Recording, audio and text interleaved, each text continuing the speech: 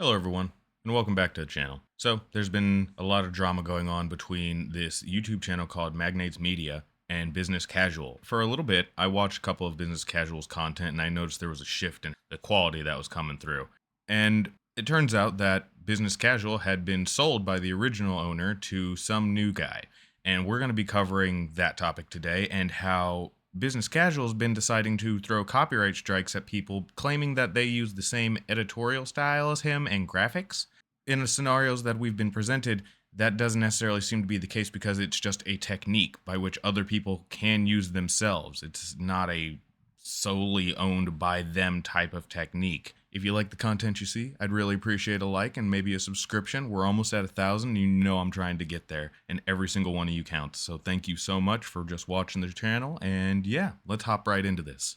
This is where it all started for me because I've been hearing it go around Twitter, and for a guy who does not have a Twitter account, I have found myself on here more recently than I ever have the last 10 years of my life. It's insane. So we're going to read this thread from Magnates Media, and it's regarding the Business Casual issue, or as you can see here, Alex Edson. A YouTuber called Business Casual, Alex Edson, has filed 3 copyright strikes against my channel, Magnate Media, claiming I have used a couple of seconds of similar footage. These 3 strikes mean I received an email from YouTube saying in a few days my channel is going to be deleted. The following next bits are the following parts of the thread. This means all of my videos, the channel I've spent years building, and my entire livelihood is now at risk of being taken away. I can't really put into words how devastated I am. I do not believe these strikes are fair whatsoever, and I have repeatedly tried to reach out to Business Casual directly to try and resolve this amicably between us in private. But he is ignoring me and only seems interested in getting my channel deleted and making veiled threats of a lawsuit. The footage he has claimed is literally 2 or 3 seconds in videos that are 20 plus and 50 plus minutes long, documentaries that took me and my editors over 100 plus hours each to make. The footage he's claiming incorporates images in the public domain that he does not own. We have both applied a basic parallax animation effect in these couple of seconds, but the clips are not even identical. Example, he has given me a strike for my Andrew Carnegie video. His video is 15 minutes and 59 seconds in length, whereas my video is 53 minutes and 30 seconds in length. The image he's claimed in my video is a historical photo in the public domain, and the effects of my editor has added to the image are different to him. For example, my editor has added explosions, flames, and other custom animations. My editor has also literally provided his editing timeline to show he added the effects himself, and yet Business Casual has still given me a copyright strike. Right here you'll see for Rainmaker at Conquest 2023. Not only did I lose my channel, but Alex Edson blatantly deleted all of his promises. Retweet to spread the fraud of Power TV.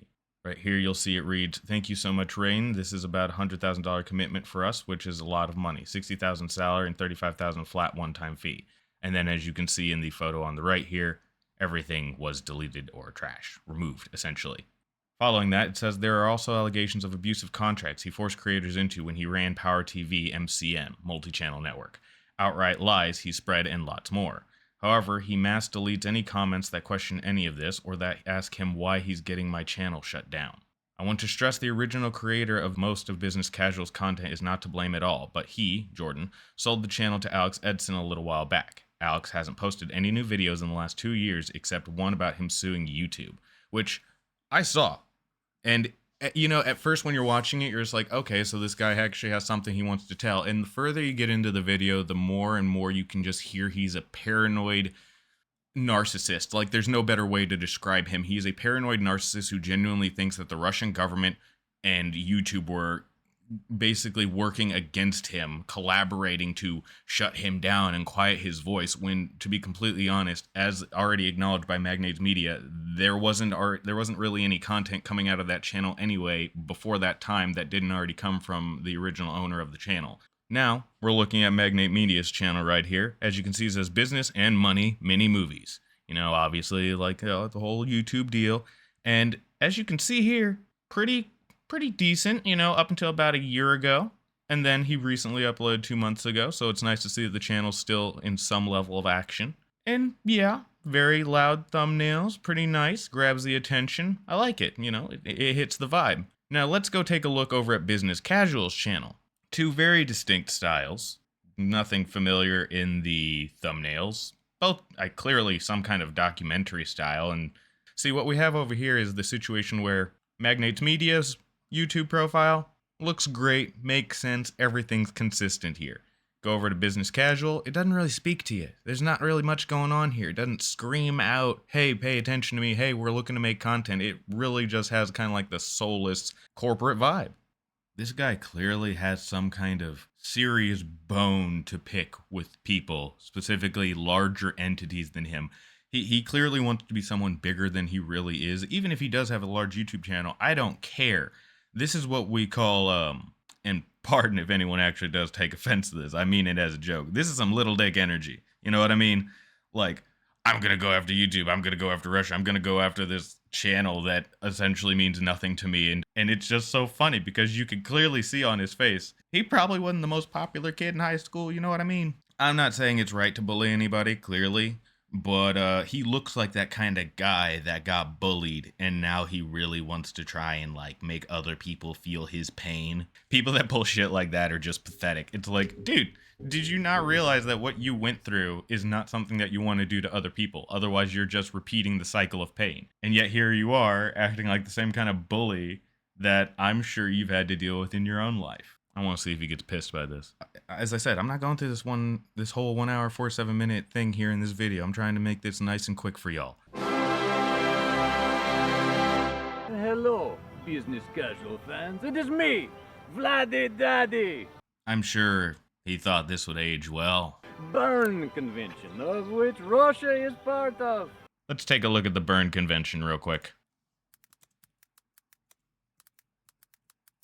Here's a summary of the Bern Convention for the Protection of Literary and Artistic Works of 1886. Wow. So they're going to be using the law from over 100 years ago? All right, well, whatever. Let's get into this one then. The Bern Convention deals with the protection of works and the rights of their authors. It is based on the 3 basic principles and contains a series of provisions determining the minimum protection to be granted. Number 1, the 3 basic principles are the following. A. Works originating in one of the contracting states, that is, works the author of which is national or such a state, or works first published in such a state, must be given the same protection in each of the other contracting states as the latter grants to the works of its own nationals. B. Protection must not be conditional upon compliance with any formality, principle of automatic protection. And C. Protection is independent of the existence or of protection in the country of origin or the work principle of independence or of protection.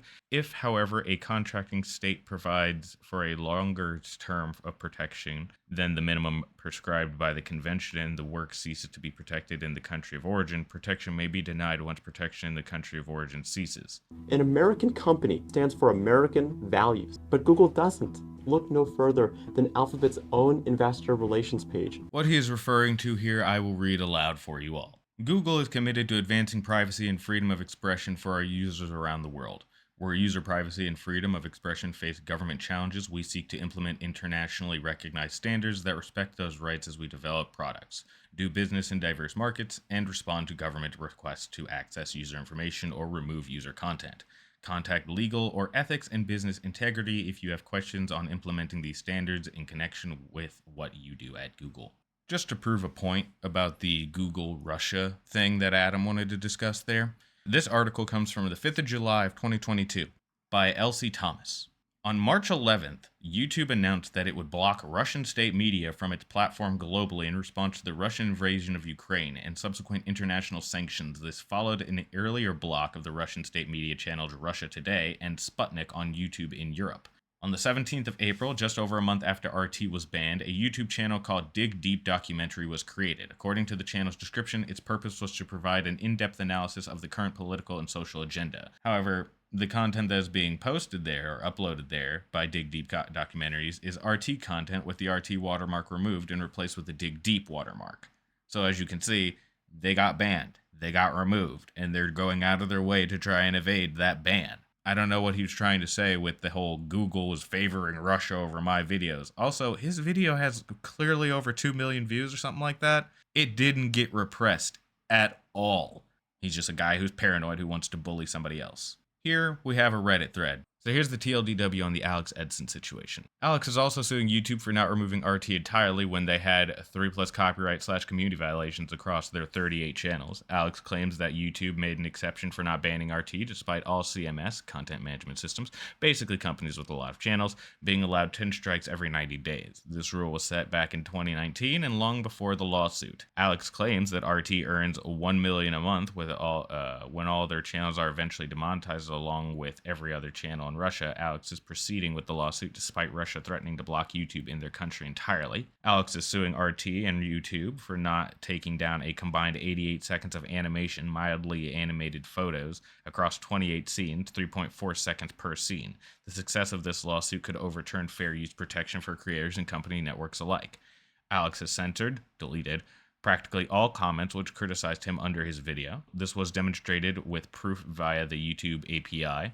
Alex's lawyers support allowing companies to terminate channels without prior YouTube adjudications. And as they've written here, the juicy part. Alex, allegedly, used to operate an abusive MCM, Power TV, which misled creators into shady contracts. This MCM allegedly made creators lose access to various YouTube features and privated videos, criticizing the network made by their own creators while taking the majority of their earnings. Alex allegedly pushed for contracts which terminated an entire year after the creator desired to leave. This was allegedly to trap creators within his network. When allegedly a small creator, Tag Animations, spoke out, their video was immediately privated. Alex then allegedly threatened to ban him from PayPal, email his employer, and place an IC3 police report on him.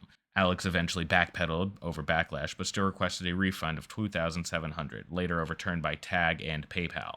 Alex allegedly aggressively requested Power TV's thumbnail designer, a minor, to sign a contract with a $250,000 breach of exclusivity penalty if he decided to partner with another network, ever, plus a 2-year network period. After the minor refused, Alex allegedly requested a refund of all prior payments to him, totaling $5,000. Alex allegedly was not the original owner of Business Casual and was not the creator of most of its videos. Rather, he allegedly bought it with money made from Power TV.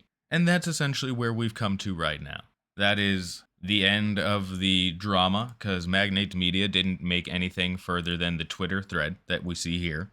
But I just felt like this was one of those situations that should be amplified as much as possible. If he were to win this, that sets a very bad precedent for YouTube as a whole. But yeah, I just wanted to share this with y'all. I thought it was very interesting. I thought it was something that needed to be talked about and shared. So if you liked the video and you enjoyed the content, thank you so much for watching. Like, share, subscribe. You know the deal. I really do appreciate it. We're again almost at 1,000 subs, and I can't wait to get there. And it's all thanks to all of you. So thank you again.